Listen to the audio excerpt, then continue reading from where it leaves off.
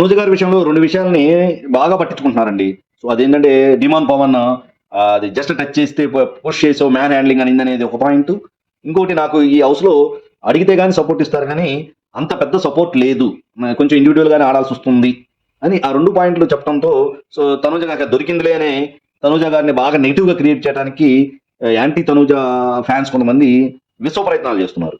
So, తన ఉద్దేశం తనకు చెప్పింది. సో, మీరు ఇన్ని రోజులు అంటే ఎలాంటి నెగటివిటీ లేకపోవడంతో సో, ఈ 2 పాయింట్‌లని హైలైట్ చేస్తున్నారు.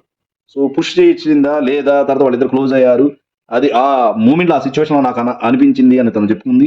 అండ్ సపోర్ట్ ఎవరు లేదనేది మనకి అందరికీ తెలుస్తుంది. సో, అది ఫుల్ హార్టెడ్‌గా ఎవరు సపోర్ట్ చేయట్లే. ఒక్క కళ్యాణ్ గారు తప్ప సో, మిగతా వాళ్ళందరూ సపోర్ట్‌గా ఉన్నట్టు నటిస్తున్నారు.